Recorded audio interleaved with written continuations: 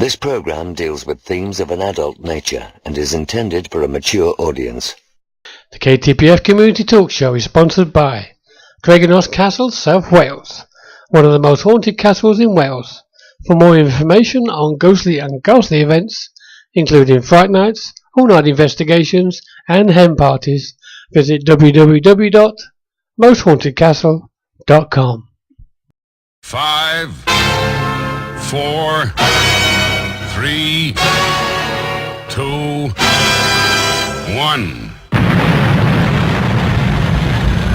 They've landed. You're in the right place. Online, on the web, and on air. All over the world. Talk radio. You hear us, we hear you. Yeah, good evening, ladies and gentlemen. Welcome to the KTPF Community Talk Show, live and interactive on www.ktpf.co.uk. We hope you've all had a good week. Just turn things up a bit. Settings were a bit low, that's better. Hope you've had a good week. The weather forecast up here is looking not so good because the snow's apparently on its way. Oh, hello. hello. Did you forget something? Well, hello. Did you forget to turn on? I did. Yes, no, it's forecast. We might actually have a white Christmas this year. Yeah, you never know. So, for those of you who just joined us for the first time, we are the KTPF Community Talk Show, recommended by Phenomena Magazine, the UK's leading online publication. And my name is Suzanne. And I'm Steve. And we are here keeping the paranormal friendly on www.ktpf.co.uk. And for those of you who don't know us, we started this site back in 2007, and our mission was to bring the paranormal world together. And in 2012, we decided to have a chat room with a difference, inviting you to engage in live friendly discussions with our special guest and from a variety of topics from cryptozoology to UFOs, whilst encouraging them and you to share information, advice, and most importantly, friendship. Remember, collaboration, not competition. Now, we have quite a few people in the chat room, or rather we don't. We have quite a few people viewing us at the moment. Okay, quite a few listening. Yep, Andy's in the chat room, so good evening to him. Come and join us in the chat room. Yep, it's free and you don't have to register, and you can get involved. Also, we'd like to acknowledge all the listeners that will be listening back on radio replay on our YouTube channel. Okay, so let's just tell you what's up for tonight before we go over to Steve with these observations. We have Bob Cranmer, fingers crossed, who is our guest tonight, and we will be talking to him about the horrific phenomena he and his family dealt with in their 100-year-old Pennsylvania home, where he was, which was I can't pronounce this one, demonically, that's the word, infested. A cardinal and a team of priests got involved to eventually expel the evil from the house, and Cranmer became a Catholic in the process. We find out all about how they fought for their home and sanity against an evil entity that possessed it and won, so stay tuned. And for all of you UK listeners, we found out last week, which is what we thought was the reason why the Americans call them demons. It's because of apparently all the hype that comes with all the American horror films out there, wasn't it, Steve? It was indeed, yes. So as I say, I hope everything's going to go well with that, with the timing and everything, and hopefully he's not en route to anywhere. And that was quite weird last week. It was, wasn't it? Yeah. So yeah, we've never had Skype on the move before, had we? No, we haven't actually, and but we got there in the end. And we'll probably get Chad back on to talk to us when he's back home, and hopefully with no problems. But we've not had a bad week, have we, Steve? Really, I've been ill. again. Yeah, you've not been too No, good. I'm full of aches and Having said that, pains. you were fine until yesterday. Yeah, I'm full of aches and pains and what have you again. What you find is it's one of them words that's What? I can't think of it now. I know what I'm trying to say. I just can't think of the word now. It's come to a stage that It's I've decided to back down a bit from yes, you're not doing the team leading anymore. UK shadow seeking. Yeah, That's the word. That's the word, Andy. Relative. Yeah, I've decided to step back a bit from my duties. I'll still be co-founder of UK Shadow Seekers, And you still be going. and I'll still be going, but I won't be taking a lead role in the investigations anymore. So I'll just be pottering about and that for the time being, anyway. And There's a step back, but don't trip over. yeah, I won't trip over. And Andy, do you mean to say you don't believe in Father Christmas? So demons are as well as Tooth Fairy and Father Christmas. That means they're real. Yes, it does. I don't know, but Tooth Fairy come and took my tooth. yeah. Left me some money under my pillow. That's nice of her. So anyway, I'm going to hand you over to Steve for the observations, and I'll be twittering. Oh, What are you all worried about? Oh, have you not been? Are you not in? He's not in the chat room for some reason. that's because I did the cache thing, didn't I? Don't forget, guys, if you have any problems with the website, please just refresh, and we will do the same if we have any problems, as we are unfortunately beholden to live stream. So the only thing I hope we don't have problems with is our internet going down. But either way, we will be back. Yes. And there's your first link. Yes, I had to sign in again because I cleared all the caches and stuff. So. Oh, right, okay. Here we go. Ghostly guest haunts popular community event. Oh yeah? Yes, fireworks are a popular attraction among Pittsburgh residents, and if this photo didn't go by, it seems the latest show attracted some of our paranormal friends as well.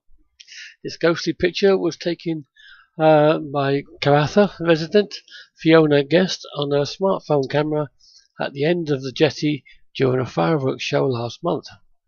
After casting a critical eye over the image, the Pulborough News believes there was no editing or filter trickery. Mrs. Guest said that she was shocked when she came across the photo. I didn't know what to believe, but I did know there was an energy or presence, she said. I do believe there are some things that you just can't explain. Hampton Harbour Yacht Club Commodore John Lally said the ghost could be William Dampier, one of the early pearlers, or even Guy Fawkes. Why Guy Fawkes would be there, I do not know, but there you go. It's a great... Someone finally caught him. It could be a great tourist attraction, he said. All ghosts are welcome at Guy Fawkes night. We don't run an ordinary show up here. Mr. Lally said there was no need for paranormal security guards or ghostbusters at the Dampier. Ghosts are friendly. Why would Mr. Fawkes be there? I don't know. But What have we got next? we are going on time travel. Astral time travel? H.G. Wells. Kind of time travel. Go on then. And there be your link. Okie dokie. Real or fiction? Did this woman actually travel through time? The 1960s movie The Time Machine, based on H.G. Wells' novel, Lane got the idea on the development of the time machine and going into different time zones for scientists. The grandson of the author Simon Wells translated this idea onto the silver screen again in year 2002 with the movie The Time Machine again. Though we have seen quite a few discussions on this issue, we haven't come across any real time travelers to date. Having said that, there are lots of pictures out there, isn't there? The Charlie Chaplin one is quite famous. But the year 2013 changed all this This year, September, the Victorian Academy of Magic posted an image of a woman on its page and said in the year 1898, according to contemporary reports, Alexis, oh dear, sorry, it was a very late night last night, or should I say early morning. I'll say that again. Alexandria Alexis appeared as if from nowhere and took New York society by storm. The report said that this time-travelling lady simply disappeared on New Year's Eve in 1899. The report was said this new method of going to and from in time was invented by the year 2025. Well, this urban legend later came out to be part of the promotion for the upcoming novels by Victoria Vampire Press. This woman who featured in the picture was Grace Rawlings. Reports Strange Dimensions. The picture of Miss Rawlings was taken by Napoleon Sarony, saying anomaly info. Rawlings performed in the United States from 1870 to 1873. This story, however, remains an urban legend. Now, this wasn't an actual incident. Is the greatest science fiction going to come true? Is there any research in this direction at present? Well, this year, maybe so. Scientists at the University of Queensland simulated how time-travelling photons might behave. Reported Daily Mail. They used single particles of light called photons to simulate the quantum particles travelling back through time. Earlier this year, physicists at the Kavli Institute of Nanoscience, part of the Delft University of Technology in the Netherlands, reported that they could send and receive quantum data concerning the spin state of the electron to another electron about 10 feet away. A report for NASA on the time travel is time travel possible says time travel into the future is possible, but we would need to develop some very advanced technology to do it. We could travel 10,000 years into the future and age only one during that journey.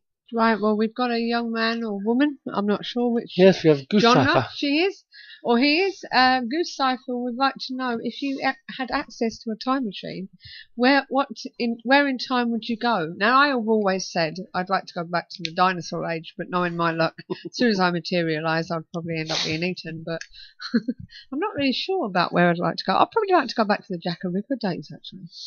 Yeah, Annie says going backwards is not possible. I know. I don't know really. There's lots of times I would like to visit, but going backwards, you'd have to make sure you didn't change anything, wouldn't you? Actually, I think that it is possible to go backwards. Go on in. Go on in. If you fly to Australia. From a time zone point of view, yes. Even the US. Even the US, from a time zone point of view, it is. Yeah, I thought Andy would at the JFK assassination. Yeah, I'd like to go find out what really happened. I'd like to go back to old England in Jack the Ripper time, and I know you say we know what happened, but you know, I'd like to be a constable there, or even what's his face? I can't remember his name now. The detective. The detective, I can't remember his name. God, no, I like Jack the Ripper as well. I suppose Andy will tell me. I'm sure you will. So, I've got it on the tip of my tongue and I can't think. There you go, Abilene. Abilene, that's him. Okay, next.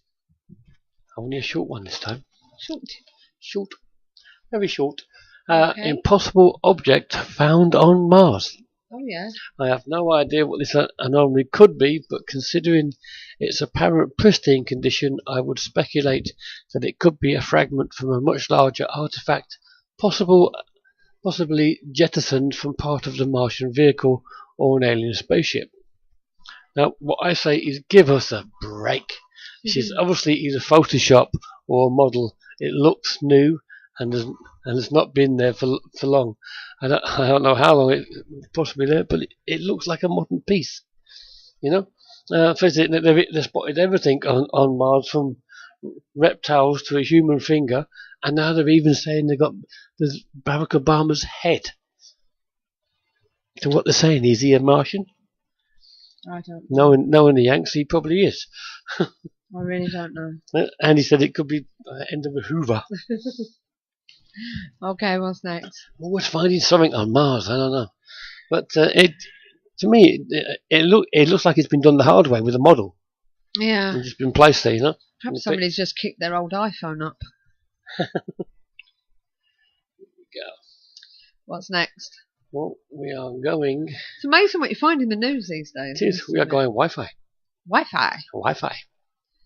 This is one for the techies, which is obviously not me. Here's one for the techies amongst you. New Wi-Fi Ghost Pro Night Vision Cam. The new Wi-Fi Ghost Pro Ghost Hunting Night Vision Action Camera is available just in time for the holidays. The camera is on sale for $149 on Cyber Monday, which is obviously gone, and available exclusively on eBay. The Ghost Pro gives GoPro a run for its money. It's just a fraction of the cost. The camera is modified by a Paranormal playground for full spectrum capabilities to be used as a night vision camcorder for ghost hunting and paranormal investigations. The camera can also be used for hunting or fishing at night and has a motion sensor detection feature, and it can be used as a trail cam. It can also be used for military or law enforcement possibilities. Ghost Pro picks up infrared visible and ultraviolet light spectrums. It shoots in full HD. That's 1080 pixels with 12 MP still images. The camera comes with a waterproof housing that is interchangeable with GoPro accessories, mounts, and is perfect for mounting on tripods. The wide-angle lens can record a better field of view on indoor and outdoor investigations. The GoPro is a great action camera and can be mounted to a chest harness, mount helmet or hat. All it needs is an infrared light source to be able to record in the dark. Okay. And in case you're interested, you don't need to put this one up, Susie. No problem. Because this is the eBay link to it, so you can have a look, get a look on there as well. Okay. Isn't that nice? We're getting some new names coming in. We've got Ava Lloyd now. So, you're welcome. Excuse me, I'm probably misreading that because it's Dave Lloyd. Dave Lloyd's forgot to put the D on the end on the beginning. I think yes, he said I'm just the D. Hi, Dave. No, I think we'll call him Ave. Dave's sister, Andy. We reckon, Andy. Shall we just call him Ave? Okay, what's next? It's a little bit of. Do you know, I'm finding it really fascinating that paranormal news are actually retweeting my tweets. Yeah, I think that's great. Whoever paranormal news is. Well, I think that's really great. I really do. So, good old paranormal news. Here we go. The craziest housewife ever. Lisa Rinna claims she has a ghost in her house. Real Housewives of Beverly Hills star Lisa Rinna says her house is haunted in a good way. Referencing a discussion she had about ghostly noises she heard in her Southern California home. The pouty-lipped wife of LA law honk Harry Hamlin. Yes, he's a law honk now. Is he? Apparently, yes. Wrote in her latest Bravo blog that she believes her home is inhabited by a friendly spirit who passed away more than 30 years ago. Fact is, I can't prove it, but I believe there is indeed a female ghost named Karen who died in the house back in 1980 that lives with us. The former Melrose Place star wrote, thankfully for Rinna, she considers the ghost in her home is more like Casper and less like Poltergeist. As she said, Karen absolutely loves her teen daughters, Delilah and Amelia, and loves to be around them. The newest addition to the Real Housewife of Beverly Hills provided a sad backstory, filling the details of why she feels the supernatural presence. Karen had a 3-year-old daughter when she passed away, so I feel she's really presented herself to us when the girls were just babies, Rena wrote. She's a good ghost, a protective spirit, and I'm grateful to share my home and family with her. Rena, admitting her intuition sounds crazy, said it's just a feeling she has. Harry Hamlin, I used to like him in Clash of the Titans. Oh, didn't you? He was your beau then, wasn't he? Perseus. That was your fella. I don't know. Bit of a wooden actor. But he wasn't, though. I didn't see him in LA Law, so. No, I didn't either. And here comes the next one. Okay, let's tweet that. Okay. Guess where we're going? Where are we going? Doomsday! Doomsday! Another doomsday warning. Doomsday warning, the world will end in the next 7 years, warns a terrifying prophecy. The end of the world will happen in the next 7 years with a catalytic natural disasters according to a terrifying prophecy. Floods, earthquake and deadly plagues will finish all humanity and civilization's world as we know it. The horrifying forecast is being made by some Christian groups who predict the rapture phenomenon will bring about a global apocalypse before 2021. Traced back to ancient biblical texts, believers claim warnings of impending Armageddon also signal the second coming of Jesus, Jesus himself. They say similar events have been charted in ancient history, including the biblical flood of 2348 BC, told in Genesis, and the 3 plagues of Egypt. Though dismissed by some, others insist such calamities theories are true and warn the impending catastrophic will destroy the planet. Dr. F. Kenton Bashaw, president of the World Bible Society, says the rapture is likely to occur between now and 2021, before the second coming between 2018 and 2028.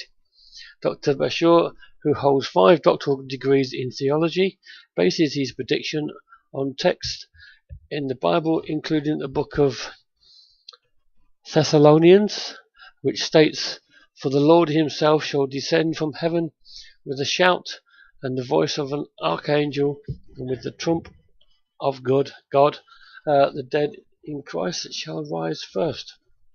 And then we which are alive and remain shall be caught up together with them in the clouds to meet the Lord in the air, and so shall we ever be with the Lord." He warns the human race to be prepared for the return of our Lord and Saviour and be ready for his return at all times, stating it is written in the book of Matthew. He claims messages hidden in the Bible give warnings of when to expect the end of times. The book of Matthew states, "For them shall be great tribulations, such as was not since the beginning of the world, to this time, no, nor ever shall be." Dr. Bashaw said, "If we can get our Jewish scriptures into their hands now, the Holy Spirit will lead them at the right time. They may have set them aside, but they will read them, turn to the Lord, and lead billions and billions to Jesus." Now we are all going to be gone. I don't know where we're going, but we're all gone. Believers of the rapture theory also quote the book of Corinthians, which states, "We shall not sleep, but we shall be changed. In a moment of the twinkling of an eye, at the last trump, for the trumpet shall sound, and the dead shall be risen incorruptible, as shall we changed. For the corruptible must put in corruption, and this mortal must be put on immortality." God, that was a long one. It was. That was the last one. That's also the last one. Andy said he likes the Blondie song. Does he? What Blondie song was that? Go on, Andy, tell her. Well, anyway, whilst he's telling me that, just to let you know, hopefully, fingers crossed, we're going to be talking to Bob Cranmer, from Pennsylvania in a moment. We're going to be talking to him and finding out exactly how he dealt with his demon, for want of a better word, and also find out more about what exactly happened. We're also going to talk to him about how to know if you're in danger as well, and what demons really are and what they want, and what they want. So see whether he can answer some of those questions for us. We'll be contacting him hopefully in a couple of minutes' time. Hopefully he's got the timings right. And just before then, I just want to let you know, we was at Lancaster Castle last night for the last final time. Those of you who don't know, their sister castle, Topbury Castle, will be finishing investigations from March.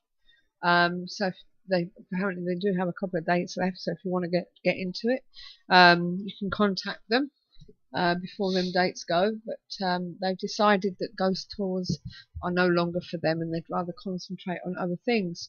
But as regards to the Lancaster Castle, it is run by the Duchy of Lancaster. But the reasoning why we've decided not to bother going back there anymore is because last night we lost lost some of the places, didn't we, Steve? We did. We were originally given Sea-Wing. Yeah. Now, we didn't know that the bit at the back wasn't Sea-Wing last time, and we did it. We had some good stuff back there. We also had women singing back there, and now we can't have it because it's actually B-Wing apparently. Yeah. That part. We went through, and the gentleman that went through with us said he doesn't think it should be a problem, but obviously we can't go down. No. We can't go up from there because there's some stuff on the walls and that's falling off. Yeah. But it was only a short walk through to get to avoid that bit. So that wasn't a problem. But when we first got there, at the bottom of the stairs in Sea-Wing, they'd actually put a board across. Yeah. And blocked it and put it with cable ties, so we couldn't go up there at all. So all we would have had, if it hadn't been for the security at the time, all we would have had is one floor with a few cells. Fortunately for us, he was good enough to move the board up further up to allow us a bit more play. Now, when you go there, you've got like the C-Wing bit, and then you've got A-Wing. You also got the Witch's Dungeon, which is just basically a small room, probably about as big as this. It's one cell. It's one big cell, isn't it? Yeah.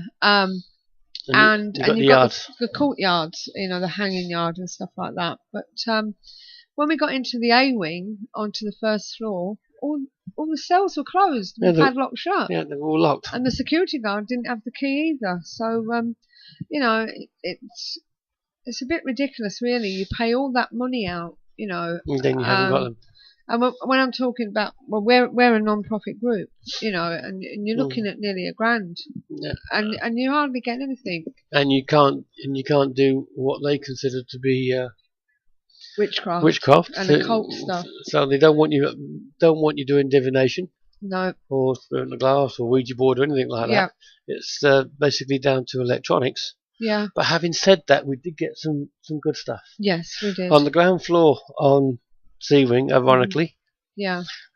Andy was standing with a gauge meter in his hand, checking the lower level.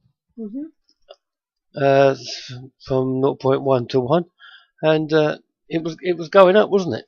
Yeah. He was just standing there perfectly still, holding it out. There was nothing around him that should have caused that. He had all them K2s going on, and he was getting hotter while it was happening. Yeah. So we come out of that, and we had all the K2s around, and we had 3 different K2s all going off at the same time. And also in A-Wing. Now, this was really weird. We had, while the rest of the group were doing a seance, so to speak, in the circle, I was at the other end, and I had a K2 on the side, and I was sitting there, and I had a vortex between my legs, which made everybody laugh. Yeah. But it was really cold spinning air there, and the K2 was going off unpredictably. It wasn't doing it to questions, it was just going off when it felt like it. Now, after everybody had moved on to the different areas, I remained there, and Lynn came up to where I was and sat near me with her K2. Andy was on the floor above, and both K2s and the guy's meter was all going off at the same time, in perfect unison.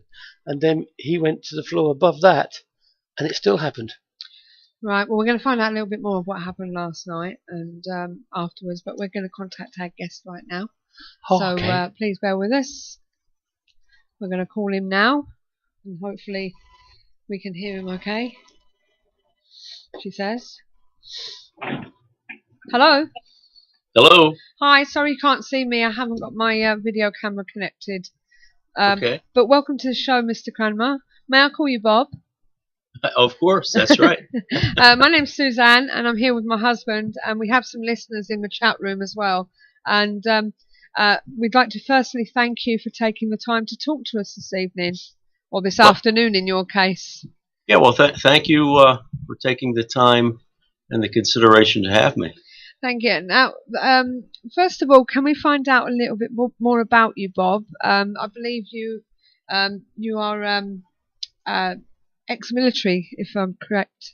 Is that right? Well, I started my career, years ago, in the late 70s, as a career military officer in the Army. But after 8 years of moving around, my wife and I decided that that wasn't really the life for us. So we left, and I got out in 1987. And eventually we made our way back the next year here to Pittsburgh. Yeah. When we bought the house. Now, I did go on after we moved to Pittsburgh. I was here for a few years and got involved in local politics, and then went on to a fairly significant position in Pennsylvania. I was chairman of the Board of Commissioners for Allegheny County, which is Pittsburgh, and since Allegheny County is one of the largest counties in the state, in the country as well. I mean, it was a pretty big deal. Right, and as I say, you've obviously been in politics. What was your take on the paranormal world back then? Is it something you believed in? Was it something that you sort of like dismissed at all? Well, I can't say that I dismissed it. I just never had any experience with it whatsoever until we moved into this house. So I can't say that I wasn't a believer or anything. I had seen some movies, The Exorcist and things like that as a kid. But again, my wife and I, neither one of us had any firsthand experience with anything, a ghost, or certainly not to the extent, the serious stuff that we would come to deal with later on. Yeah. Now, obviously, you've written a book about the demon of Brownsville Road. Can you tell us? We obviously know that your house is around 100 years old, maybe more now. It is now. Yes. How did it all start? What started happening in your house? In your life? You mean what happened with us, or what happened in the house which caused this problem? I mean, did you hear anything of any stories before you moved in, or did you move in just cold? Yeah, I never heard any problems with the house prior to moving in. Now, not long after we did move in, we obviously began to experience things of a paranormal nature within weeks of moving in. And then I was working in downtown Pittsburgh, and there was a gentleman who worked with me whose father had experience with the house back in the late 1930s. Yeah. And I was somewhat alarmed when this gentleman said, "Oh, so you bought that haunted house?" And since we had already experienced some things, that certainly got my attention. So the problems with this house, as I would later research and find out, stretched back really from the time it was built. Right. So, going back to my original question, how did it all start, Bob? Well, it started seemingly kind of insignificant, somewhat playful. As I detail in the book, the first thing that took place that really got our attention and left us to draw the conclusion that there was something in the house with us. There was no question. And again, we didn't have any reason to believe or not believe. In the house, there's a very large staircase. Yeah. As you walk in, the foyer, big room, staircase goes up to a landing and then goes up to a balcony and so on. And it's so large, underneath the staircase, there's room for a large walk-in closet. And in that closet, which is, it's a coat closet and a storage closet, there is an old-fashioned light with the shade that points down to the floor and a simple, brass pull chain to turn it off and on. And when you open the door, obviously you can't immediately see into the closet because it's dark. And you just reach to where the light is, and you get the chain, pull it, and turn on the light. Simple. Well, not long after I moved in, and I'd go to work every day, and it was in the winter time, and I'd get my overcoat. Either when I was going to get it in the morning or coming home at night, I would reach into the closet, reach for the chain, and I couldn't find it until I would feel around and find the chain either wrapped around the top of the light, Yeah. or it would be very meticulously wrapped around the little screws that held in the shade. So you couldn't pull down. If I did pull down on the chain, it wouldn't turn the light on. Yeah. So obviously, I knew that I hadn't left it like that, and so I turned to my wife and I said, "Lisa, please, when you turn this light off and you pull the chain, don't let it fly up. A pull chain has a spring on it, and if you let it fly, the chain will fly up." And she looked at me and said, I don't know what you're talking about. First of all, I know how to turn a light off. And two, I haven't even been in that closet for several days. So with that, I said, okay. And I remember specifically the morning we were standing at the closet, and I put my coat on, and I said, okay, we're both looking at it. Let's turn this light off, and I don't want you, let's not open this door until I come home this evening after work. Yeah. And, the children at that point, we had a 4-year-old, a 3-year-old, a 2-year-old, and a newborn. They weren't old enough to, be mischievous like that, nor could they even reach this light because it's a good 5 feet or so, if not more, from the floor. So sure enough, I came home that night. There was some suspense. We opened the door. I reached in, and sure enough, the chain was wrapped around the little screws, and couldn't turn it on. So with that seemingly insignificant, to most people, well, no big deal, we both knew there was something up. We didn't do that. And then the more and more, longer, we would come down in the morning and all the lights would be turned on, furniture would be moved, the radio would be playing, water would be running in the sink. Things like that, again, that did not seem at all threatening. It was curiosity, and we referred to this spirit as, Casper the Friendly Ghost, as many people would. Right. So that was our first experience with the spirit. Okay. And how long did it take from then to when it started going out of control? Well,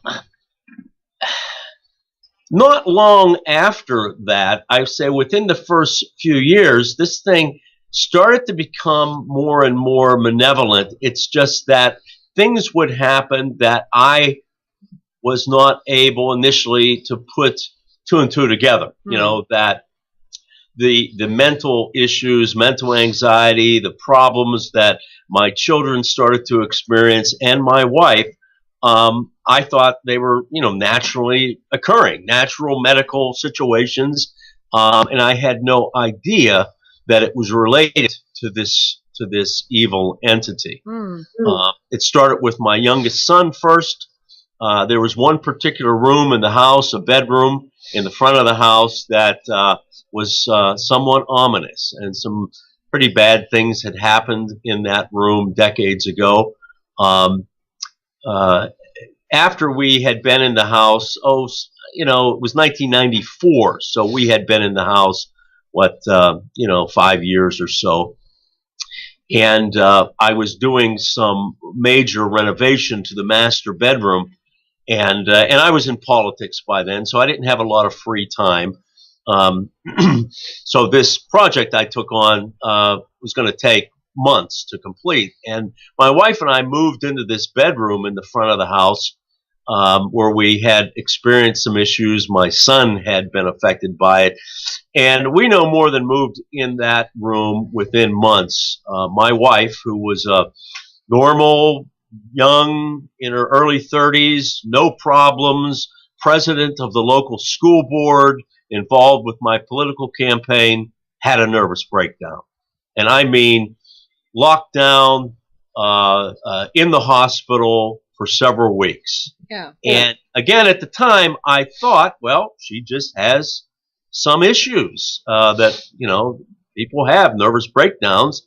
Maybe it was associated with my political stress and so on, even though, it didn't seem likely. And later on, as she was in treatment, came out of the hospital, we moved out of that bedroom, and within a month or so, she was completely normal again.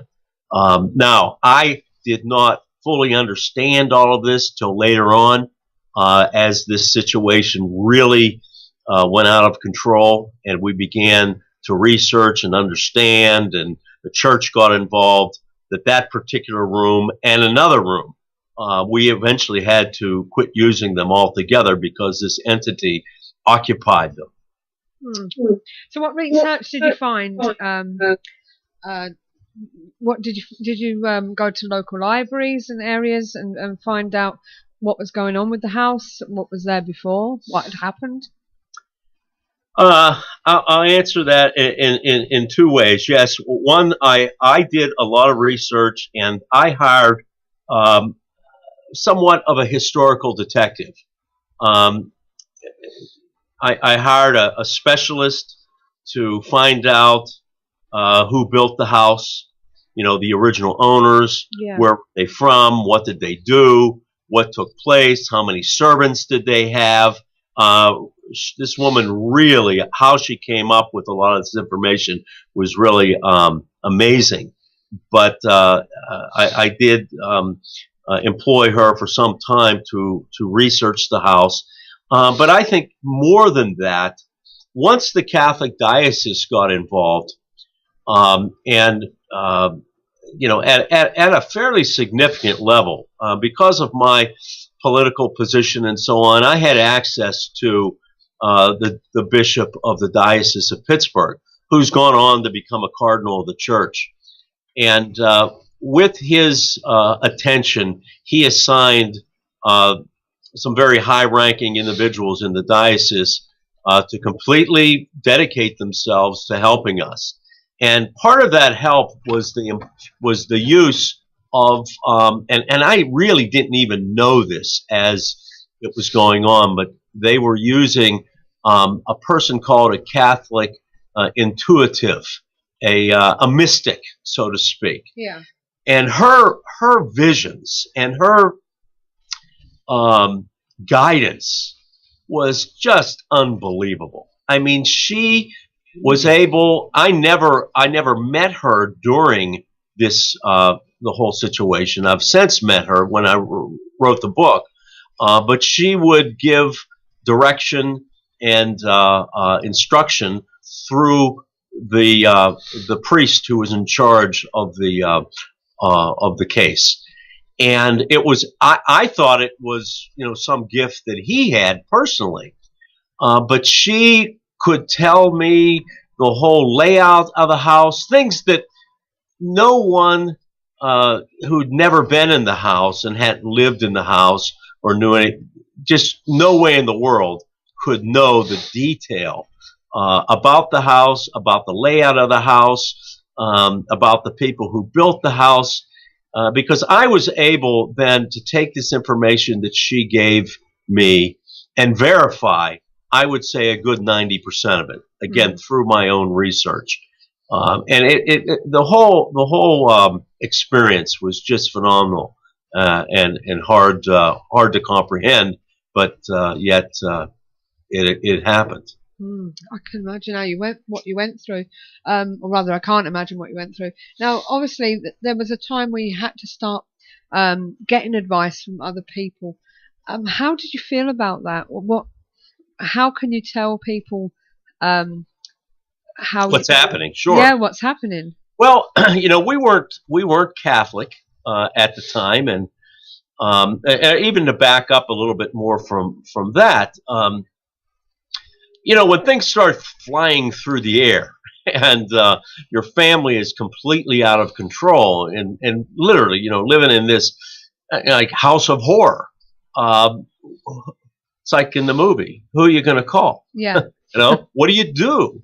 Yeah. I mean, it was really before the big, paranormal craze of the past few years, and there weren't a lot of ghost hunter groups around or anyone that claimed to know anything about this. Mm-hmm. And I was friends. I had come to know the Mother Superior of a convent near our house, a convent of cloistered nuns. And I had done some volunteer work for them. And I called her and described to her what was taking place. Now, prior to this, we were evangelical Christians. Mm-hmm. We were Protestant. We weren't Catholic. And I initially went to the pastor of our church.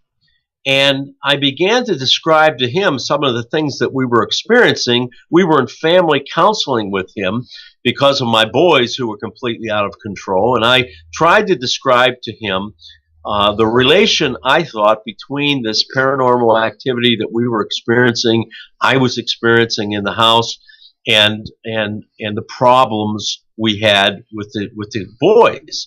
And, he looked at me and his eyes got real wide, and he said, I think you're being a little melodramatic, or I think you're jumping to conclusions to try to, say that these problems are anything but just, adolescent rebellion is a stretch. So, to make a long story short, he didn't want to know parts of what I had to tell him. So At that point is when I called this nun.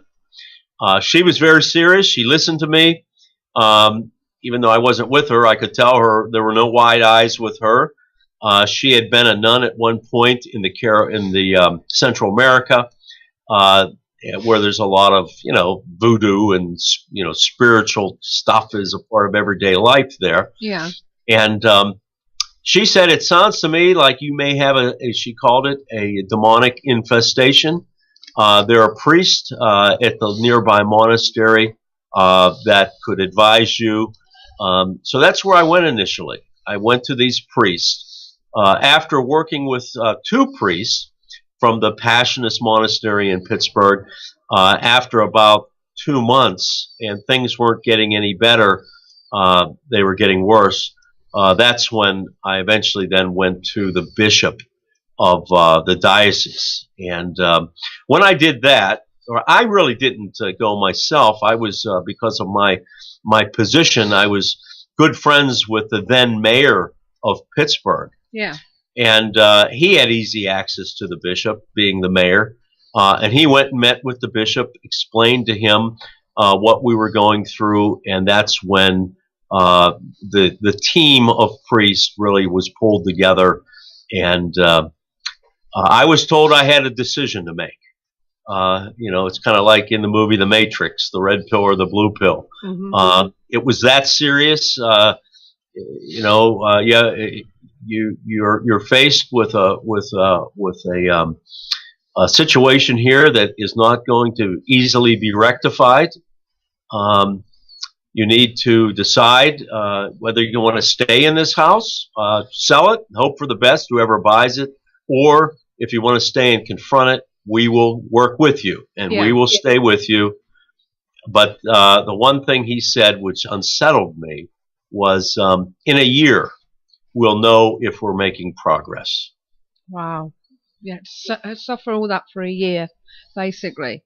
Now, when you were talking paranormal activity, you mentioned in your book that the things that your family suffered was like deep scratches and puncture wounds, being pushed down the stairs, and attacks of psychologically, plus even blood even running down the walls, which is, like you say, out of films, out of horror movies. Well, it is, and what that situation with the blood, like the blood-like substance. I've had the stuff analyzed. It's not real blood. It certainly looked like blood. It was meant to look like blood. Yeah. It didn't seep out of the walls, so it wasn't like the walls themselves were bleeding.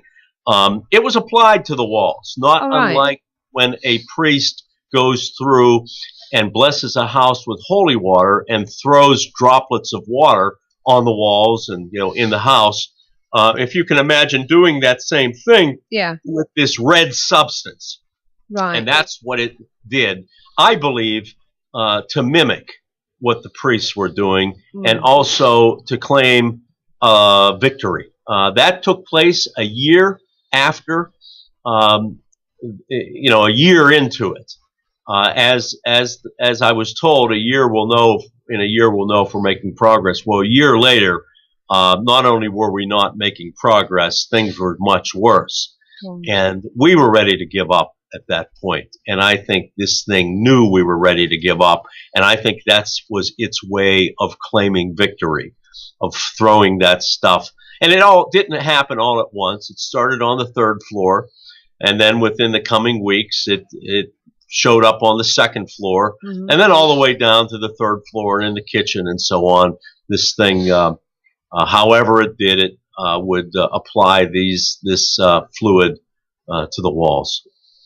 Now, obviously, as a family, I can't imagine what you were going through, but like they say in the films and that, you needed to stick together with all this, because obviously this sort of thing can bring you apart. Well, that's what it was trying to do. Yeah. And if looking back on it, if I had anything to do it over again, I really should have moved my two sons, who were most deeply affected psychologically. They were in and out of psychiatric hospitals and under constant care of doctors. I probably should have moved them out of the house completely.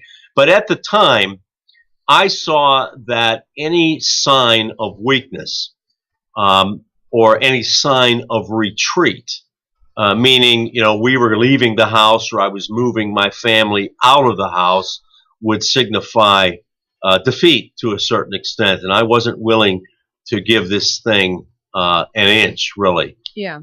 And, after a while, I'd say into the second year, as we learned how this thing operated, and we learned to an extent how to put a stick in its eye and how to push back at it, and also not to be terrified, because it wanted us to be terrified. Yeah. And I can't say that we ever really got to the point where we laughed at it, but it certainly knew, like I would talk to it. And one time when it put a streak of that blood down the back of one of my white shirts that was hanging on a clothes tree. I talked to it and I said, look, you what you did to my shirt, and I'm not impressed by this, and I'm not intimidated by it. And then I would always come back around and say, in the name of Jesus Christ, we are going to persevere. We're going to outlast you, and you will leave. We're not leaving this house, and just get used to it. And eventually, that's what happened. Now, you had quite a few people witness this: lawyers, paranormal investigators, psychologists, and even the clerics. When it came to fighting back, how long had it been that you'd endured all this suffering? How many years? Well, I would say it really, so to speak, hit the fan in December of 2003. The final mass took place on February the 24th, 2006. So that was, over 2 years. Yeah. Now, granted, towards the end, the last months of it, I describe this as a blazing fire that eventually burned itself out. So, the last 4, 5, 6 months, the activity was intermittent. It wasn't as intense, but the thing was still present. And we could not stop. We could not end it until this thing was gone completely. Yeah. And so we stayed on it. Right, and basically, obviously, your sanity was obviously going by then. You didn't know what was what was up, what was down, obviously. And you finally got these cardinals in and a team of priests to come in and do the job. Well, yeah, finally, in 2005, I can't remember, it was in the fall of 2005, late summer, early fall.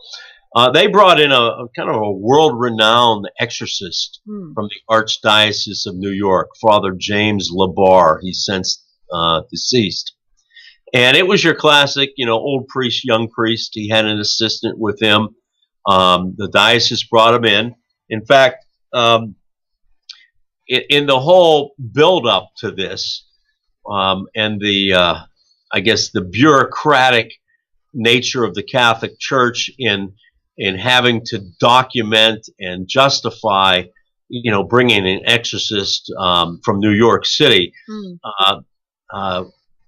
is why we brought in the Paranormal Research Group. Yeah. That documented that crazy stuff was going on in the house. That it was. They were not church related. They were not family related. They didn't know us at all. And they were able to verify with, all their scientific instruments and so on to the church that, yes, there are some really bizarre and wild things taking place in this house. The church then used that to justify bringing this exorcist in. But even with his exorcism, the thing wasn't gone yet. No.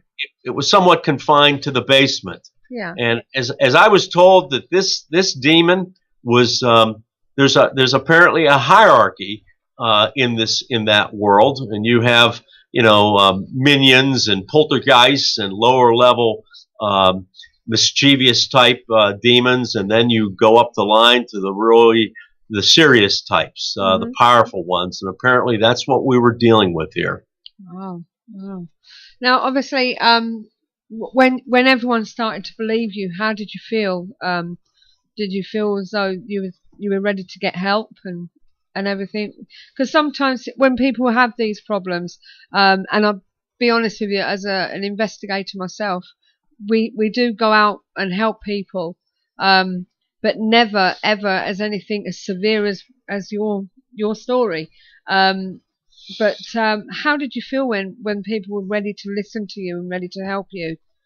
Well, I felt very relieved, and to tell you the truth, I had I known, I felt good. Had I known what we were facing and how long it was going to take, that this was, kind of like when the troops marched off to World War I, they all thought they'd be home by Christmas. Yeah.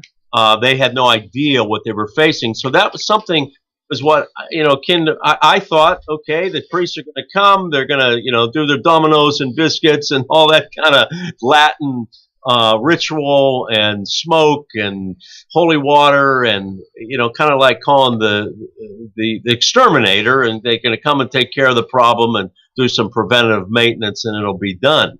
I had no idea that, first of all, it was going to take so long, and secondly, that the real battle was going to have to be fought by us, and that these priests were supporting us, and they were there to advise us, but the real battle, day in and day out, and the endurance was fought by myself and my wife primarily, and then eventually as the children came on board as well. So it was, to answer your question, I felt good initially. Had I known what I was in for, it would have been a different story. But would we have stayed? It's hard to say. Yeah. You live something like that day to day. Yeah. And you just deal with it as it occurs. Right. Now you're talking about demons here. How did it get classified as a demon, and not just a very bad spirit? A ghost or something. Yeah. And not only that, do you know what the name of the spirit was? We do. I don't want to tell you the name. No, that's fine. It's in the book. A very, very diabolical entity that was primarily associated with killing children and hurting children, which kind of is in keeping with what took place in the house. I mean, we have 3 children that are buried in the front yard along with their mother. That's a whole separate part of the story. Yeah. But to answer your question, as I understand, and certainly I'm no expert in the paranormal, but I do know, there certainly are ghosts, and ghosts are, the spirits of people for whatever reason. They once lived, and generally their demise or their death was associated with some, tragic or some situation that wasn't nice, and for whatever reason, they haven't moved on to their eternal destiny. They're in some way trapped here. That's not what this was. Initially, we thought it was some type of a ghost, which makes sense. But as this thing would fight back, and how it would respond to the ritual, to anything holy, or what represented holy, rosary beads, crucifixes. It would pull rosary beads apart. It would break crucifixes in half. It would, in one case with my rosary beads, or not in one case, in an ongoing situation, so I could not pray my rosary, which is a powerful weapon against this evil. It would actually take the little links that link the beads together and fuse them together, so you couldn't pray in the loop of what is the rosary. Yeah. So just how it would react to anything associated with what is deemed holy. As I said, crucifixes, holy water. When I would hit this thing with holy water, it would dart across the room and run away from the holy water. Wow. So how it would react to the Catholic ritual, to me, was evidence that this thing was evil, and it would not leave. And also, it was violent. It was trying to hurt us and terrorize us. And I think went well beyond, some ghost that's, roaming the house looking for, its lost love or something. The ghosts are generally always still living out their life and whatever led to their part of their life and their death. Yeah. This thing was like living with the invisible man. I mean, it was first person, it was interactive, and it made no pretense of being, a lost soul. It was evil, and it wanted to hurt us. So are you saying it was your children that it was after? Well, it concentrated on the children. Two of my sons. Now, two of my children, my daughter and my middle son, weren't affected mentally by it. It certainly tried to scare them. Yeah. It appeared to both of them, especially my daughter. Boy, it appeared to her very clearly. She even saw a face.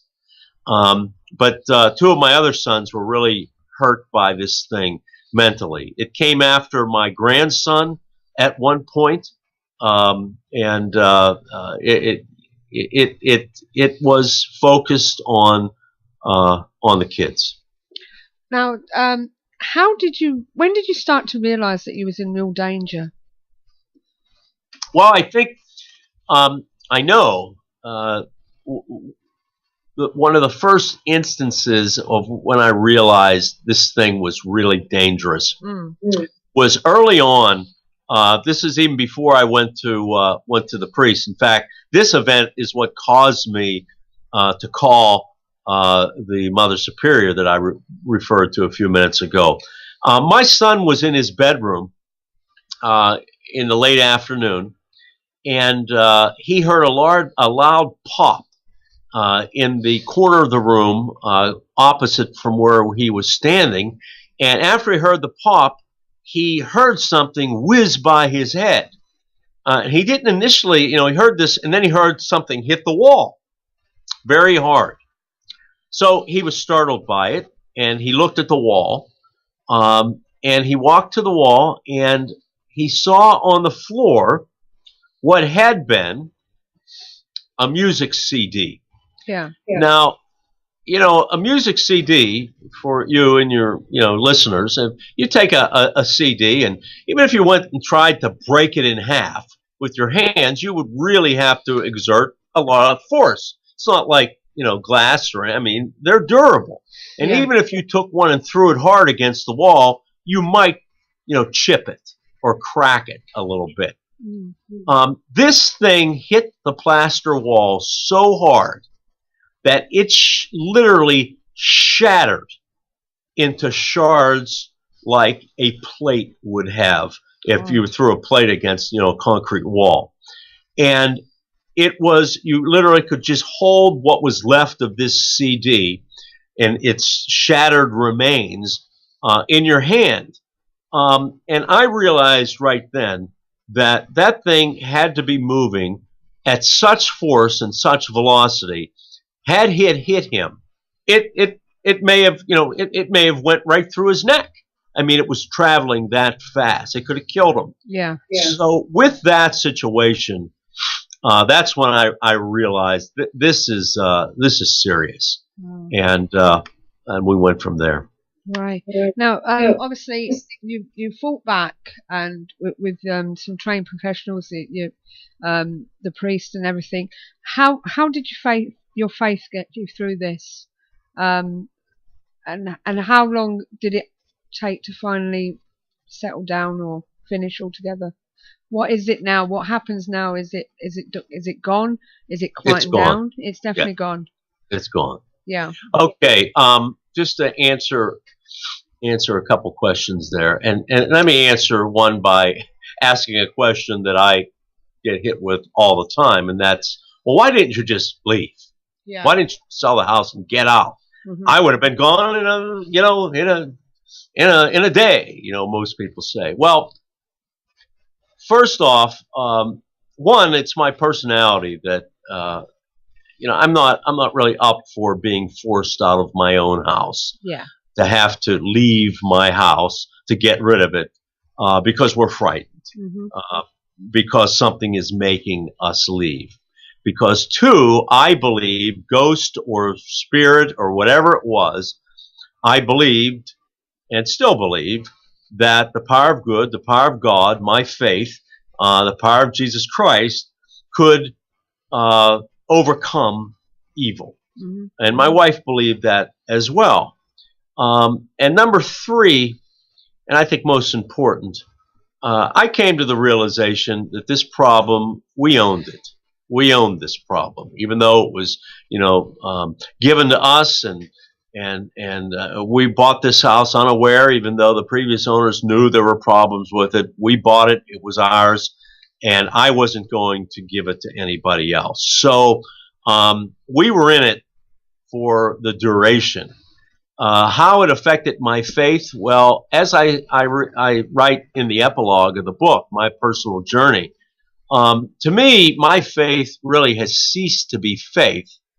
Faith is something, believing in something that you really can't see or you haven't experienced. Yeah. With me, I've had 1 foot in the supernatural and 1 foot in the physical. I mean, I've experienced and interacted with this paranormal, supernatural stuff firsthand. Yeah. So I say it's like I saw Jesus.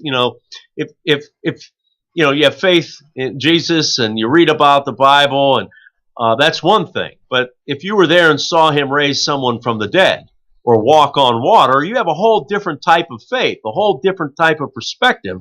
That's what I have. Yeah. And that's what really forced me to write this book. I mean, this is true. This happened. The paranormal and this whole world that I believe is all around us, this world of good and evil, of angels and demons and the devil and God, it's all there. Again, it's kind of like the movie The Matrix. There's this whole world that we can't see. And I think it brings a clarity to what we hear about every day on the news. When these crazy, seemingly inexplicable evil things take place, whether it's someone taking an AK-47 and going into a kindergarten and shooting kids up, or these 18 guys, unfortunate people, had their heads cut off by ISIS. That's pure evil. Yeah. And I think the epitome of that is, when you have one of the most educated, sophisticated nations that has ever existed, and within a few years they're, putting people in ovens, in gas chambers. Yeah. How does that happen? Well, it's evil, and it's evil apart from, evil intentions of people. Evil, diabolical evil exists in the world. It affects us, it impacts us, and that's why I wrote this book. Not so much, it's a paranormal book. It talks about the paranormal, but bottom line, it's a book about faith, and it's a book about good and evil. Right. Is there any way you can advise people who are maybe out there in this sort of situation, that are scared and worried about talking to people, and maybe people thinking they're stupid or imagining it or anything? What would you say to them, Bob? Well, I think a lot of people have situations where they, maybe they live in a haunted house, or dealing with a ghost. They're dealing with, something, I don't want to say more routine, but I believe, that in some way ghosts can be dealt with. Ghosts can be encouraged to move on to their, eternal destiny. And I think people like you and paranormal investigators can help do that. Now, I don't believe that demonic infestations, at least to the level that we experience, are all that common, just as demonic possession of people is not common. Our situation was clearly extraordinary. And it took extraordinary measures to deal with it, and thankfully we were able to get the help that we needed. Now, not to say there isn't somebody out there that's dealing with a situation like this. I do know that the Catholic Church is taking the demonic much more serious now. I know all the dioceses in the United States have all been told and instruct it. They must have a trained exorcist on staff, because this demonic activity apparently is becoming more common. So I would, in the back of my book, there is an addendum to the book written by a demonologist who trains exorcists, who explains to an extent how this stuff operates, and hopefully they can find help, through the church. And again, I don't think the Catholic Church has cornered the market, so to speak, on how to deal with this stuff. But clearly, you have to believe in it before you can deal with it. And but clearly, this evil can only be confronted by good, by God. And, clearly I believe thoroughly, I'm a Christian, I believe in Jesus Christ and the power of his crucifixion and so on. And that's what I turn to, and I believe that's where the answer lies therein. There's one thing that I describe in the book that really drove this demonic entity crazy. And, 10 years ago, there was the movie The Passion of the Christ, Mel Gibson's movie that caused so much debate and fervor, people being upset about it or really appreciating it. Well, we took that movie and played it in our house for over 6 months. And I can tell you this demonic entity did not like that movie one bit, and did its best to turn the TV off, to turn the player off, even going to the extent of taking the CD out of the player, not breaking it, but throwing it on the floor. And I think when you look at what happened to poor old Mel Gibson since he made that movie, I don't think he was prepared for the backlash. No, this is it. Now, we're talking about your book, The Demon of Brownfield Road. Whereabouts can people get it if they want to get a copy of it? Well, the publisher is Penguin, Berkeley Books of the Penguin Group, Random House. Yeah. I know in the United States it's available in all bookstores. It's available on Amazon, and I know it's Amazon UK. All other Barnes and Noble site, Walmart, Google Books. So at a store near you. Now, if it's in stores in the UK, I'm not sure, but I know it's throughout North America. Yeah. Okay. And you mentioned earlier that when it comes to the name of the name of the demon, it's in the book, is it? And yes, and it the is. reasons and wherefores about the demon himself. Yes, it is, and its background and how we came. You can never really be absolutely sure about this stuff. Yeah. But how the conclusion was made of what its name was, and because again, that's part of the process of exorcism, of trying to find out the demon's name. Okay, Steve, you want to ask? Hi, Bob. Hi. Hi. I understand that your faith in Jesus Christ and God in general got you through. Would you say that faith in general is what you need to defeat these things, whether it be in Allah or whatever God that you happen to believe in?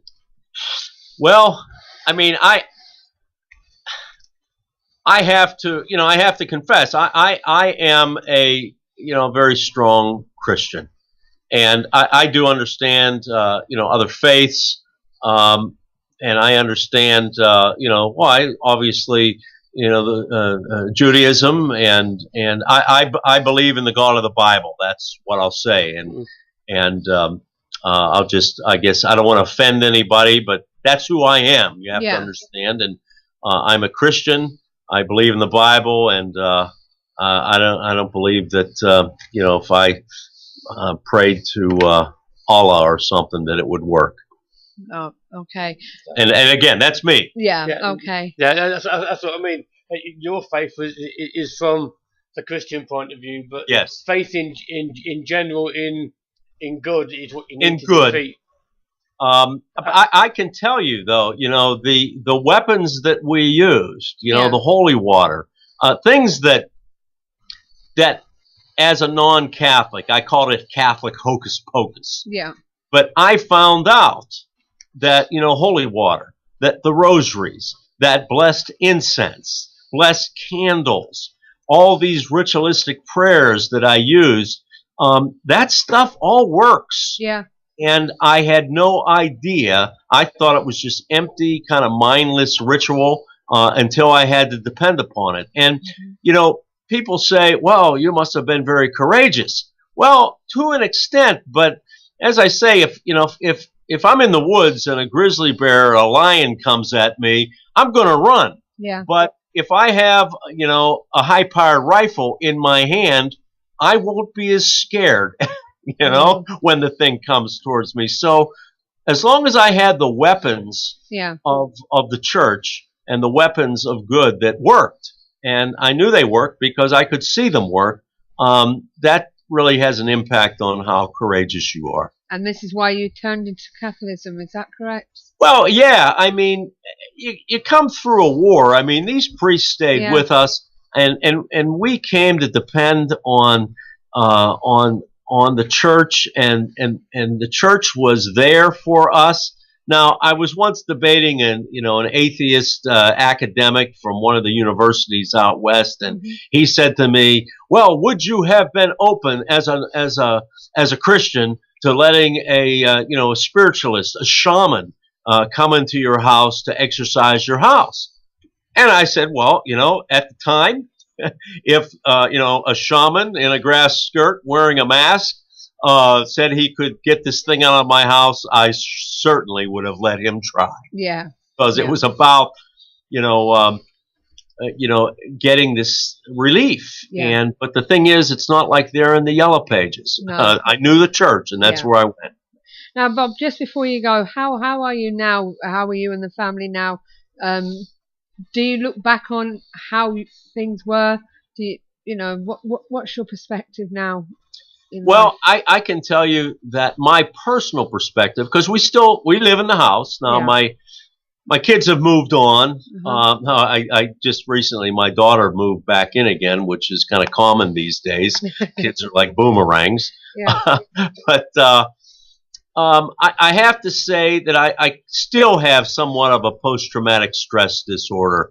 Okay. I still every day am on edge because, quite frankly, as we were told after the exorcism and after it was over, I was told that intermittently through the years, through the months, that occasionally things would happen again. Yeah. They called them echoes. And certainly over the past 10 years, not quite 10 years since it's over, but 8 years, things happen now and then. Now it's been quite a while since anything happened. But I'm still always on edge. But when I look back at what we were experiencing on a continuous daily basis 10 years ago, certainly we have nothing like that. And but when I turn off the lights at night and go to bed, I'm still I still, I don't want to say sleep with one eye open, but I can't help but be like that. Okay. Well, but I would sell the house now. I mean, I clearly believe it's been cleansed. Okay. Well, thank you very much for taking the time to talk to us, Bob.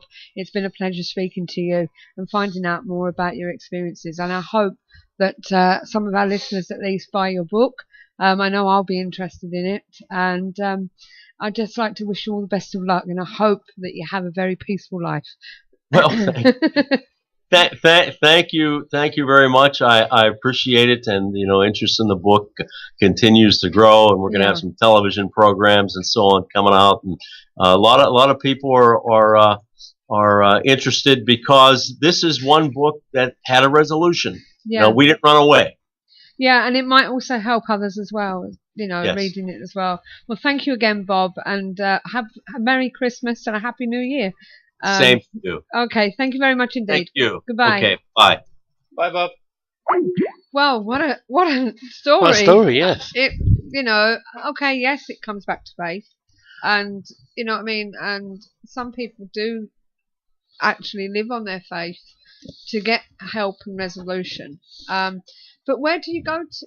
When it comes to yes, the storybooks and the films, they always go to the Catholics and what have you, and get exorcist and what have you. But he's found what he's wanted. Your big problem is getting whatever church and faith you believe in to actually listen.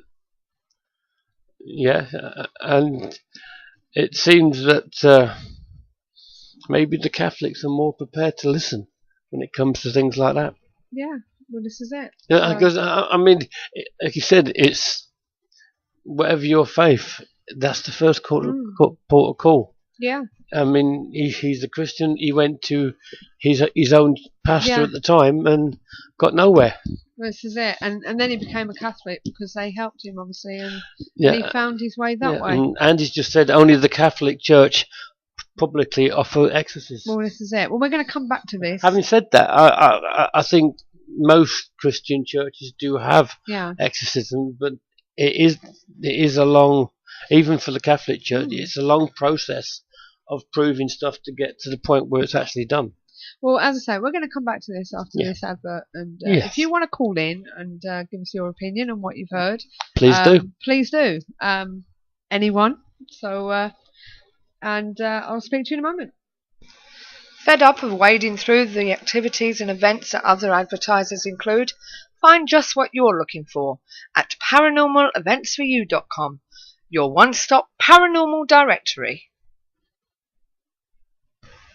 Paranormaleventsforyou.com also offers banner advertising for only £10 per year.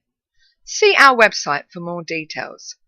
Paranormaleventsforyou.com, your one-stop paranormal directory.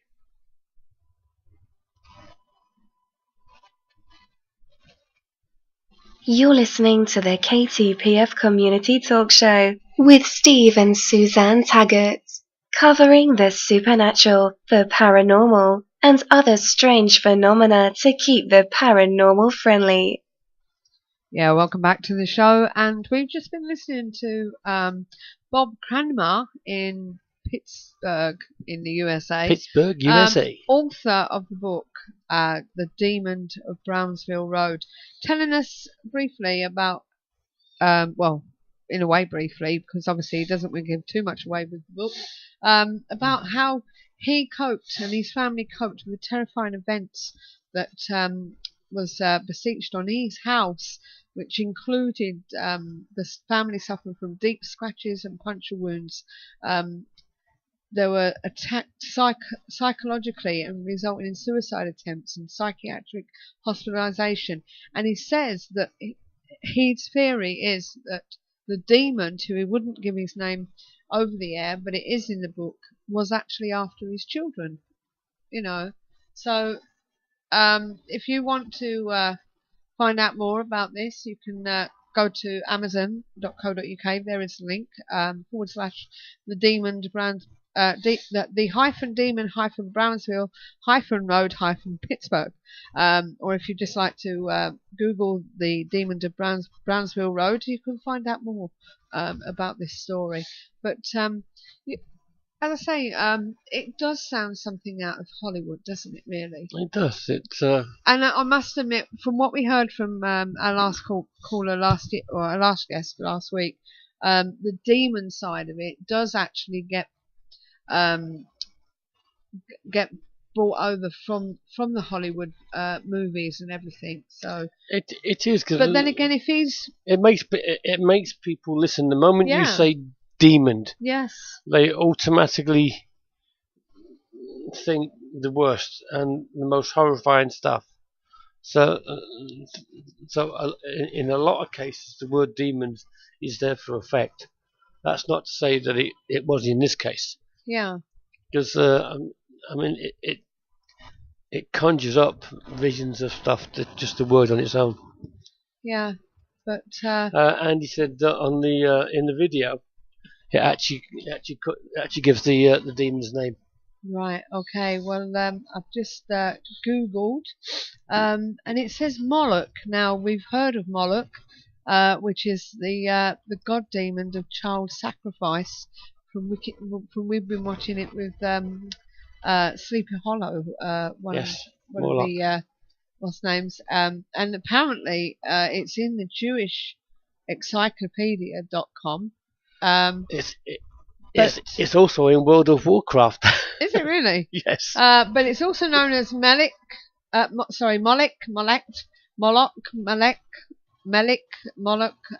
whatever. Quite a few pronunciations and wording there. But either way, a nasty little fella. Yes. Well, not so little, but in the Masoretic text, the name is Molech. Is the Septuagint Moloch. The earliest mention of Moloch is in Lev XV11. Not sure what's that. Sorry, 18. Lev 18. I can't remember what the abbreviation is. It's in the Bible where the Israelites is forbidden to sacrifice any of his children to Molech. Similar in Lev 20 verses 2 to 5. It is an act that the man who sacrificed his seed to Molech shall surely be put to death. So it's mentioned in the Bible. Andy just said Leviticus. Leviticus. I was just about to Google what that was, but yes. So it was Moloch. And according to Sleepy Hollow Wiki, the main antagonizer of the series of Sleepy Hollow, the goal is bring forward the apocalypse. That's what it is in the program. But, apparently, it's the god demon of child sacrifice. Yeah, Andy just said it was it was the Sumerian god guy. Can that also be Murdoch? Possibly. Who also loved. Perhaps Andy should give us a ring and tell us what he thought about children in the furnace. Children were sacrificed to Murdoch. What do you think, darling? Yeah, please do. Yeah. So you're well up on your religious stuff. Yes. So we have here. You just said, as usual, old gods get turned into baddies. Yeah. But as I say, it's. He said, "Is that a suggestion or a request?" One, it could be both, actually. Since nobody else is ringing through, maybe you could. Tell us more about these. Tell us more about Moloch. These demons. These demons, and it would be nice to have somebody come on and give us their post analysis of our guest. Yes. And if Andy seems to be that person, then fair enough. Yeah, Andy's good at that. He was saying earlier that when I asked if there's any questions, he said not yet. And he found it very interesting. So, hello. Here we go. Good evening. Hello. Hello. What did you think of Bob Cranmer? Fascinating, actually. Yeah, he was a good storyteller. Yeah, and I must admit, it mentioned about blood running down the walls, but he rectified that to say that it was a bit like... It was blood-like, yeah. It was blood-like, not you know actual, what I mean? Not actual blood. You know, but... yeah. How would you feel? How would you have reacted if that had happened to you? Falling back with laughter. No, I can hear myself. That's a bit odd. I don't know why. Echoing. Well, Hello. I'm not hearing your voice. All right, stop now. That's him to stop. Well, I find these sort of stories and tales fascinating. Why there always got to be these particular biblical demons of some kind or other, I find that just strange. I mean, we've talked about this sort of thing before, I think on air as well, but to me, a lot of those manifestations of energy that sort of take on the form and shape of whatever works for the persons they're dealing with. I mean, when he said that he wasn't originally a Catholic, and I thought, well, maybe he's just sort of more secular, maybe not a believer of anything particular, until he became a Catholic. But when he said he used to go to the evangelical church, I thought, well, they're the same. I mean, they're both two forms of Christianity that are quite strong, shall we say, that are very kind of this is this, that's that, etc., etc. So I found that quite interesting that he'd gone from one variation to another. rather than going from being a non-believer or a sort of a lapsed believer into a real strong believer. But I must admit, though, whichever faith you are, you know, it seems obvious that if you believe in that faith to get you through. I think if you believe in something, you have that as a recourse of inner strength, if you like. That if these things are a manifestation of something in the deep psyche, which is I think they actually are, as I've often said, then you will overcome that by having a positive outlook about your belief systems.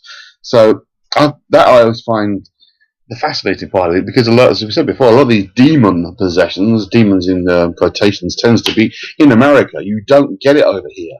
We don't talk about that kind of thing. I mean, if you think about the kind of things that were described, for example, in the Enfield poltergeist, if that had been Enfield, USA, then undoubtedly they'd say that was a demon. But the term demon is never used in the Enfield poltergeist case. It simply is these, well, from what I understand, this grumpy old man who used to live there, basically, is what they will say it was.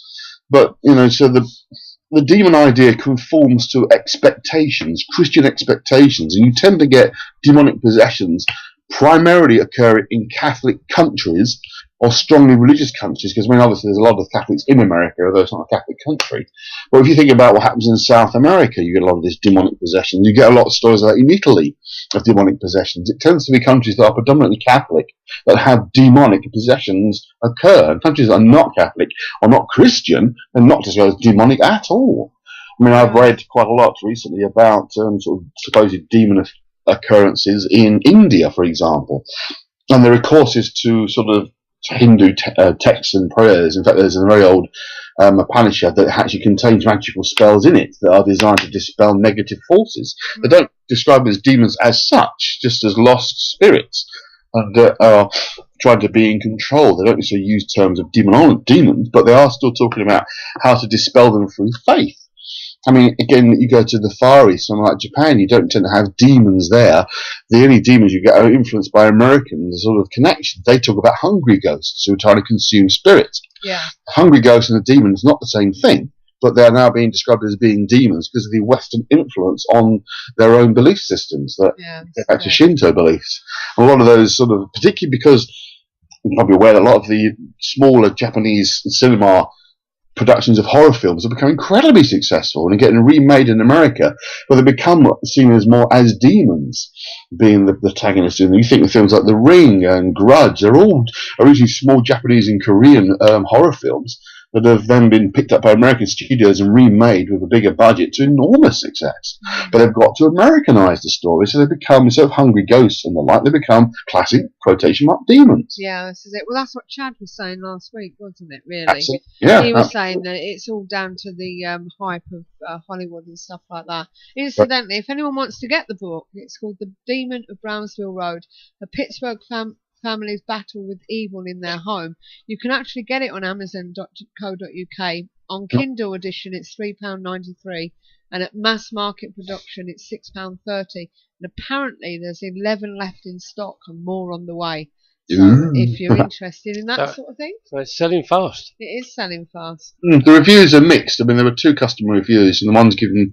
Actually, there's more than 2. There's about 4 customer reviews. There's loads of customer reviews, actually. But yeah, there's a mixed response to it. Some saying good story, some are saying not so sure. They're describing that some of it is more about him as a person than it is about his experiences. Yeah, somebody said that they picked it up after hearing the author on podcast. It was well written and a fascinating story. This is part of what he said. And somebody said that they felt it was mostly a story about how fabulous the author was. Exactly. He can safely say that he won't sleep with the lights on, but that's not exactly what Bob was saying, was it? He was saying not really, no. He does sleep with one eye open, but you know,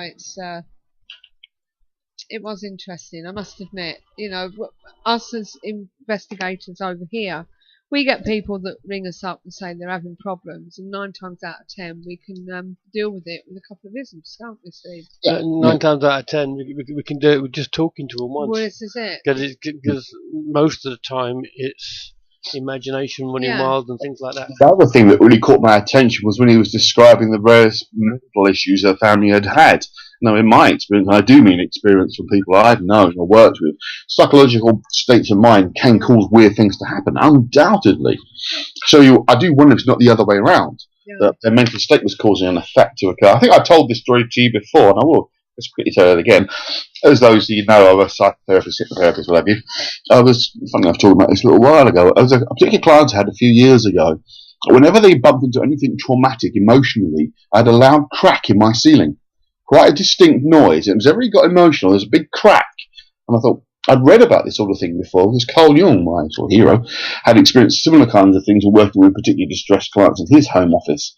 So I was both fascinated and amazed, but certainly whenever he got upset, my ceiling cracked like a big loud click sound. So it's just one example of emotions creating physical energy, causing physical effect. And I do wonder, because what you described, as I put up on the screen, is why having what is a proper nervous breakdown. It's a term often people use, but it's more of a severe anxiety or panic attack they're actually experiencing. Because a true nervous breakdown will put you in hospital for weeks. Yeah. You do lose complete kind of control over how you're feeling, your emotions. So she was definitely having a real panic attack, nervous breakdown, not just a heavy and powerful panic attack. And I'm not sort of dispelling those, because they can be very, very awful. Well, I must admit though, if people aren't going through some sort of problem spiritually, it can affect people's psychological health, can't it? Like, he's still got a bit of PTSD really through it. You know, it's the way people go through things, you know, and if it means that you know, turning to Christ or whatever religion you're with, helping, and it does alleviate stuff, then obviously yes, it does sort of like feed your belief, and you know, and secondly, it relieves things for you, doesn't it? Absolutely, yes. But I'm suggesting it may have been the other way around. Yeah. Psychological difficulties began before the real haunting stuff began. I mean, the thing with the light bulb was strange, but it could be. I'm not saying it could be. Not saying that it's not supernatural, paranormal. It could be that it is an actual sort of ghostly inhabitant of some kind causing that light string to wrap around the bulb. Yeah. But then it starts to take on a manifestation of some dark entity because there's negative feelings within the house. I mean, this stuff is all connected together. None of it happens isolated. Absolutely not. And there are, the way that things can start to appear to manifest will be down to the mental state and belief system of the person who's experiencing it. And at the end of the day, even the most ardent, I suppose, one of the most ardent atheists will have to accept that occasionally weird things can happen that you can't necessarily explain. Now, they wouldn't say they're not supernatural, but not explain everything. But I'd love to. I mean, I've come across one occasion where I was on an event a few years ago, working for Fright Nights, where the husband of the attendee had come along because her mate couldn't make it, and he was like, I don't believe any of this is part of crap as far as I'm concerned, but he kept saying to me. Now, you know, some people say that to you, but they do believe really, but they're just trying to pretend they're not frightened. He was like, he didn't really care, you know, he genuinely thought it was a load of nonsense. And he had a couple of experiences on the event in which he witnessed a figure at the end of a corridor very clearly in his own mind. And he came to me after and said, bloody hell, that was real. I absolutely saw that figure. Now, as someone who was a total non-believer, it's interesting that he should then actually witness something that particular night, as well as other people. Now, you could say maybe it's suggestion of other people, but the witnesses were simultaneous. They all saw this figure at the end of the corridor. And he then said to me, basically his own words, I don't really believe in this stuff, but I saw this. So he's maintaining that dual position of not believing, yet he saw something he couldn't explain that clearly fitted into the paranormal realm. So I'd love to see if there's any ardent atheists out there who's ever had this kind of malevolent experience. Often in America, I suppose, because you don't get them here, as I say. But if there's an American out there who's gone from being an ardent, definite atheist, not a denier atheist, which some people are, denial atheists, whereas they have the underlying belief that it is real, but don't want to accept that, so they become the denial atheist. Yeah. But as someone who's a genuine, say, pure science atheist who thinks it's all scientifically explainable, if they've had this kind of experience and have experienced a demon, in quotations, and genuinely believe it's demonic possession, etc., and have become an outright believer in this sort of thing, I don't know of anybody who ever has. Everyone you read about in America, or you see on these TV and programs, I know, but stuff you read as well, they're believers of some kind before this all starts to happen to them. And usually they're Catholics before this all starts happening to them. I mean, you think of all those various cases, there was a belief system already in place before they have these experiences. And that's what I would find fascinating. Somebody who has no belief, not a denial belief, as I say, that's an important difference, because a denial belief is a belief inverted. In other words, they do believe, but they're trying to deny it. But a genuine non-believer to then have this kind of experience to the point that really converts them to believe, that I'd find fascinating. Yeah. So, but honestly though, if you were going through the same stuff that he was going through, how would you have reacted? I know you say you would laugh, but can you imagine going through all that? I would say, without trying to show off, I would have the perspicacity, ability, and quite honestly, the magical know-how to get rid of this kind of stuff. Yeah. Myself, but I don't think I would experience it because of who I am as a person, because I don't have that same kind of belief system. You know, as I said, I think you have to have the belief system to have these experiences. That's what I was trying to say in a very roundabout way. And because I have faith in my own ability, if you like, my own knowledge of the occult, etc., that I could deal with this kind of stuff. In fact, I have done. You know, I have had experiences like this. I have worked with locations that have got pretty awful stuff going on and have had an awful history to them. I won't go into too much detail because I'm talking about private investigations I've done over the years with other groups as well as the public events. But what about if you never had any experience? What if you wasn't the Andy Mercer we know? You're just normal Joe Bloggs, and you're going through this. Well, I couldn't answer that because I am me. I know that. By some total. Yourself in somebody else's, you know. If they are a believer in some kind of supernatural entity or belief system or God or whatever term you want to use, and they have these experiences, they would naturally turn to their belief system they already have to try and understand and explain what was happening. Yeah, because it is actually your belief system that brings you to the point of saying that is or isn't demonic. Yes, exactly. See, it was just said in one sentence. I'm trying to say for the last 20 minutes. Yeah, this stuff will manifest itself in a system and a way in which you conform to what you believe. Yeah. I don't know. Well, thank you very much, my dear, for giving me your post guest analysis. Yeah. No, I must say I don't think he's making it up. I don't think he's lying. I don't think he's overplaying it. Well, maybe he's overplaying it a bit, but then he's in the media, so he would do now. But no, I believe he genuinely had some very strange experiences. I don't accept his explanation for the cause or the resolution. I think it's a belief is powerful enough to alter the energy around you, for want of a better way of putting it, the EM field, whatever you want to call it. Your beliefs can be strong enough, because I believe your brain is emanating energy, that you can cause things to occur and you can cause them to stop occurring. I firmly believe that. Right, okie dokie. Well, thank you very much, Andy. I'm going to let you go now. Okay, bye-bye. Speak to you soon, bye. See you, mate. So that's Andy. He's giving us his two penneth. Yes. So, which we like to hear. And it's the same with you. If you've got some sort of ideas that you want to tell us about, a quick good night to Doc, because he's got to go and pick up the missus. Yeah, missed you as well. So don't be a stranger. Yeah, pop back and see us sometime. Yeah. So as I say, you know, if you want to give us a call at any time and tell us what you thought of tonight's show and the person that was on, then you can do so. Yeah, just listen to the show and then come back and see us. Yeah. 2p was worth £5 at least, he said. 2p was worth £5. It's 2 pence. Yeah, it probably was actually. Going back to last night. Yes. Like I said, we did have some good things. Like I said, we had 3 different meters all going off at precisely the same time, where we were quite far apart. Yeah, Andy just said, well, where's the Viscount tonight? No Vizzy today. No, he hasn't. No, we'll have to send him a message and give him a yellow card for that one, I think. The other thing was towards the end, me and Andy went to the very top floor on A block, and once again it was the guys meet that was going off on the lower level, and it started to go up slowly, and Andy encouraged it to go up, and he was saying, no, go on, take it up, make it higher, and it did. And then he told it to back off and take it down again, and it didn't. Oh, right. So he turned round and said, take it back down again, or I'm going to lock you in your cell. Yeah. And it halved. Really? And then he said it again, and it went all the way off. And actually stopped when he threatened to put the spirit back in the cell. Oh. That was really good.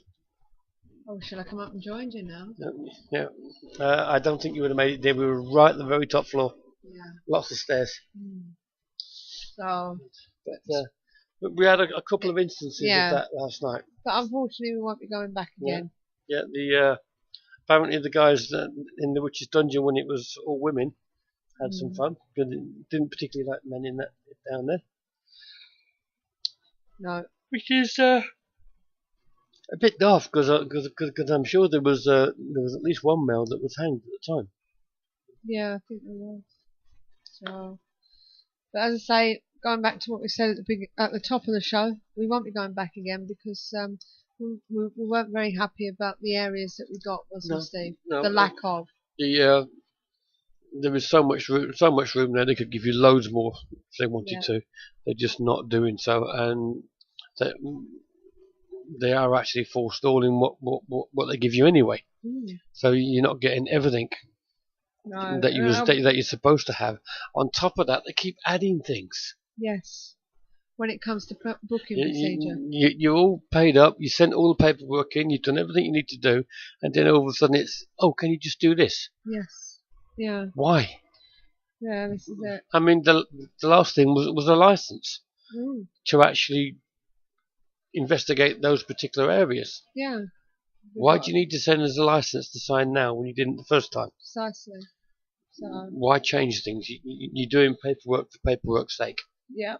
Well, I think that brings us to the end of the show. Early night tonight for us, I'm afraid. Which is good because you're absolutely knackered. Oh, it's not knackered. I just feel very badly in pain. But anyway. Coming soon. Next week, we speak to Lee Brickley. He's coming back on the show to talk to us about the recent return of the so-called black-eyed kids that have been popping up now and again around the Kennock Chase area. So we'll be talking to him, find out what's been going on now that the media have calmed down on his side. Yeah, because he didn't want to do it at the time, did he? No, because he was quite busy. Apart from he was getting bombarded by the press and across the world, and they were actually nicking stuff. And he said it's the gin. It is the gin. Only with tonic, mate. Only with tonic. So don't forget, now if you would like to be on the show, then email us at admin@ktpf.co.uk. Or if you have any ideas or suggestions for what we can talk about in this specific area, whether it be ghosts, monsters, psychic phenomena, or other supernatural and unexplained mysteries. Remember, this is your show too, so get involved. Just give us a shout and we will endeavour to find somebody who's has some expertise on the matter. This is it. We hope you've enjoyed tonight's show, and we'd like to thank our guest again, Mr. Bob Cranmer, and also Andy for ringing up and giving us his post-guest analysis. And we look forward to having your company again next Sunday at 8 p.m. on www.ktpf.co.uk. Thank you for listening to the KTPF Community Talk Show, where we keep the paranormal friendly every week.